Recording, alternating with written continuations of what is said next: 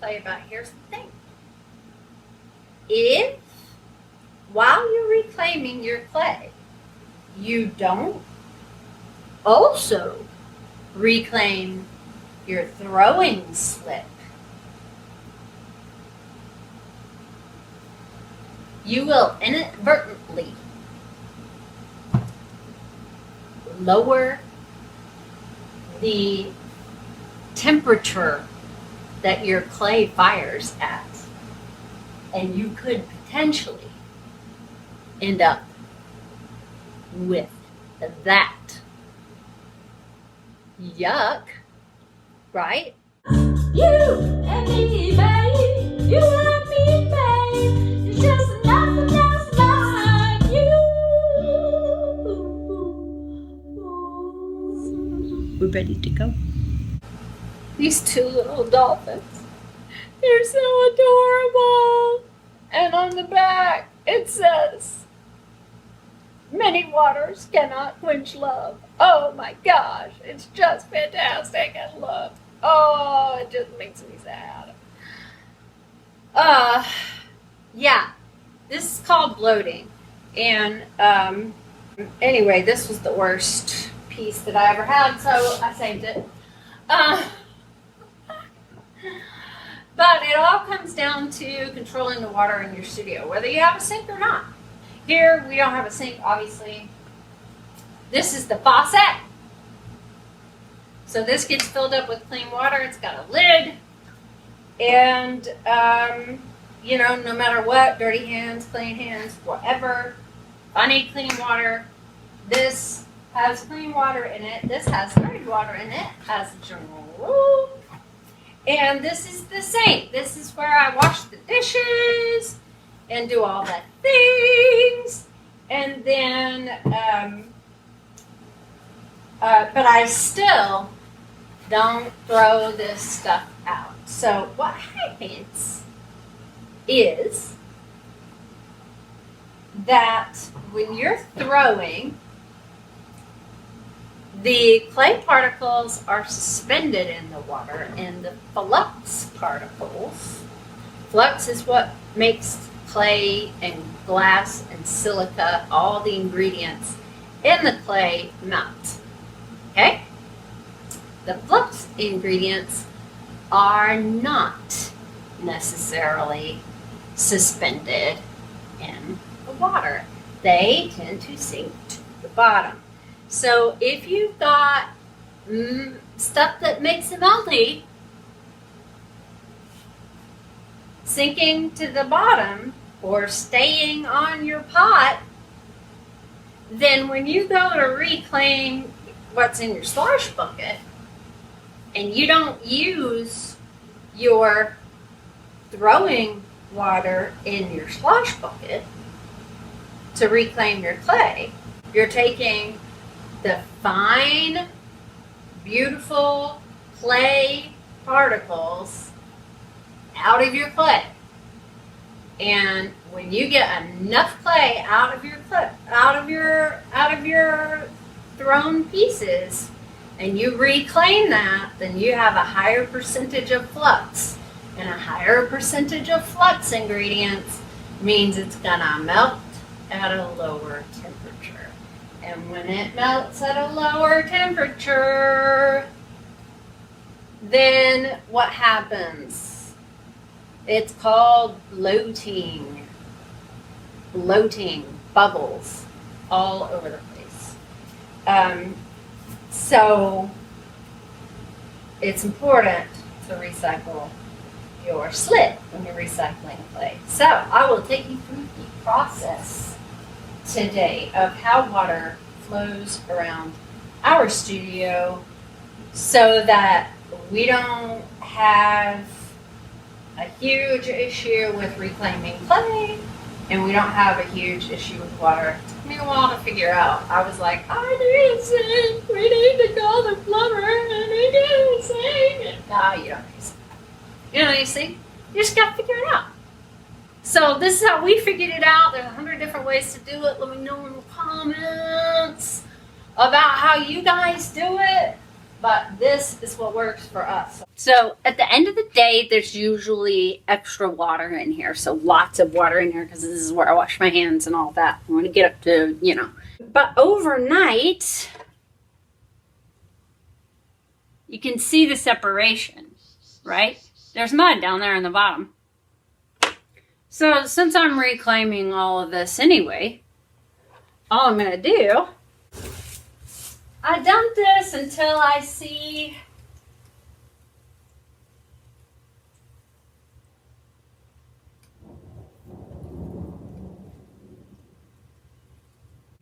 it's a little more cloudy in there, but it's still quite separated.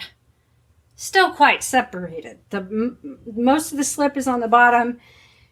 So there's about half as much water in here as there was.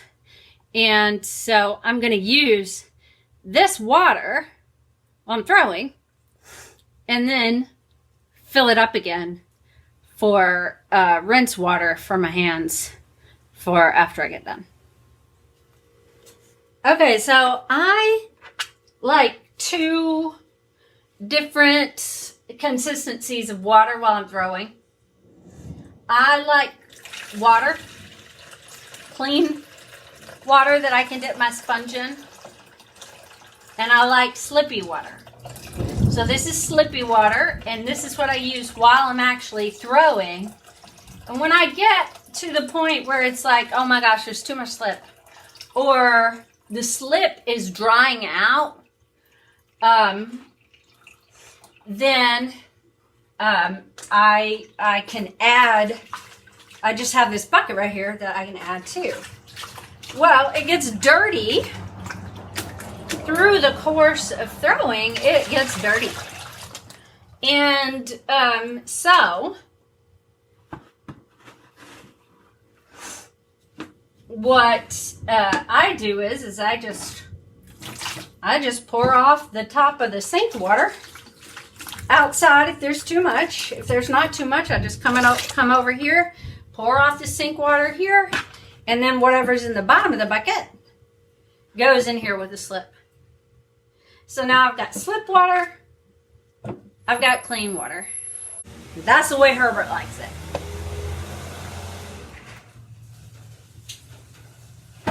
Okay.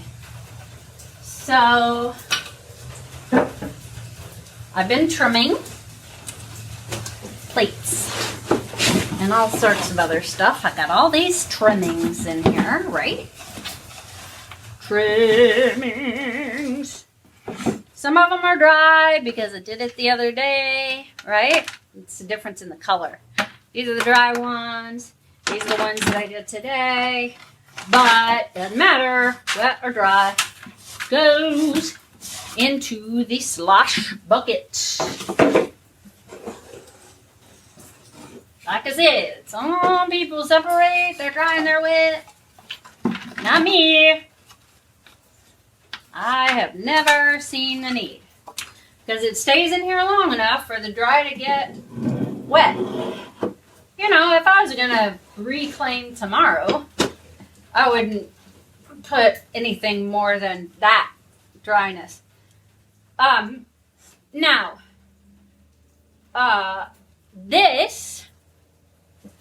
the slip that I use while throwing, stir it around, get it nice and goes in there to hydrate the stuff, right? Okay, so we've kind of followed the course of the water around the studio. We have the faucet, which is the big picture. We have the sink. At the end of the day, this dumps into the slosh bucket and keeps the slosh bucket hydrated. Yeah, that's heavy. You know what that means, don't you? It means I've been trashing more than I've been keeping. Holy cow! Holy cow! Oh my goodness! Oh my goodness! Okay, so, and you can see there's all kinds of viscosity in here. I'm gonna take all this dry stuff off the table. I'm gonna put it in there. I got sloshy stuff from the wheel. It's in there. I've got this that I threw the other day and I went to trim it and knocked it over. All the things. So everything goes in the slosh bucket. Now some people do that, some people don't. But I recycle enough that letting my clay dry out is just takes longer for it to dry out than it does for me to get a bucket full of ready to reclaim. Now, if you're a production worthy potter and you can throw more than you end up with in the slosh bucket, kudos to you. I'm not there. Plaster bath. Okay, so now there are two ways that you can mix this up, but you've got to get it to a consistency that it will sit up on these plaster baths. So this is a little wet. It got a little dry and then I added too much to it. So hit it with your fist. If you try and do it like this, your wrists will die a cruel and unusual death. Hit it with your fist and punch it. The other thing to do, which is kind of fun, is stomp it. Take off your pants, lower the garage door, and stomp it away. It's like Lucy stomping in the grave. You can get a lot cleaner of a consistency when you're stomping, but we're going to slam wedge later, so as long as it'll stand up like this, you're golden. I'm not going to be able to, I don't have the plaster space. Oh, see, oh, that was unfortunate. I'm not going to have the plaster space to recycle or reclaim all of this clay that I have in this bucket because there is so much. I'm going to reclaim what I can, and then once this comes off the bats, well, they're not bats. Once this comes off the plaster, then I will reclaim the rest of it. And then we'll talk about how to get it wedged up without it being a huge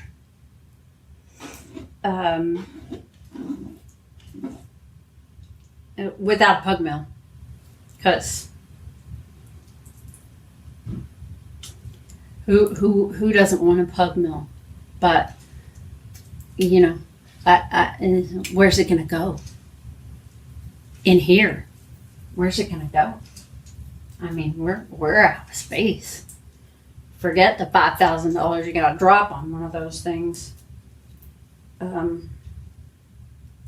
They take up a lot of space.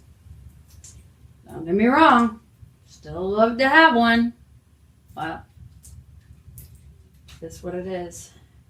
If I had wrist issues, we would have a pug mill. All right, so you can see my two round, my round bats. This is just the size of the bottom of the bucket. This is just one that I did in the bottom of the bucket. But I'm getting kind of an even, or I'm trying to get kind of an even thickness on the clay. And yeah, this is ready to reclaim when these are finished in a couple days, so I'll come back then. Alrighty, it's been a while, and see,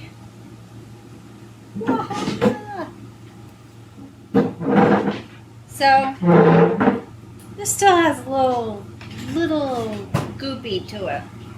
So, but it'll pick right up off of the plaster. Nothing sticks. It's still a little wet.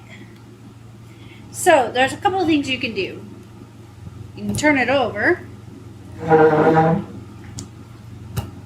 which is what I think we're gonna do here. I also propped it up. See the sponge right there? I propped it up. See, now that's sticking. See how that's sticking? As I lift, it's sticking. You can prop it up, and that will help the water. I don't know, maybe it doesn't help. I feel like it helps.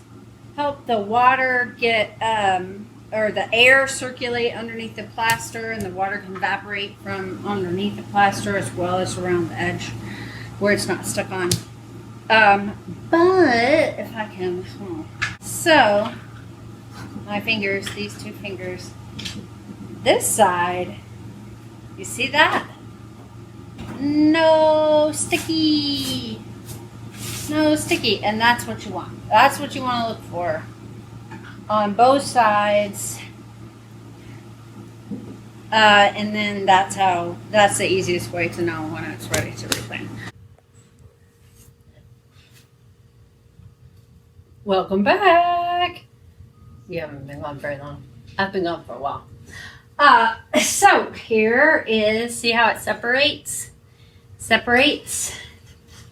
Here's what it looks like. See how clean that is? It really does actually come off that clean. The other thing is when you touch it, you know how it's getting my hands are all muddy? Well, when I touch it now, it doesn't get my hands real muddy. Okay? So you can look at the back of it. See how it's nice and flat because it's been on the thing. But it's got all these little, here, let me cut it apart. Whammo! See? It's got all these little hard spots and not so hard spots. So the next thing to do is to slam wedge it. So I'm going to show you two different ways to slam wedge. Whoa!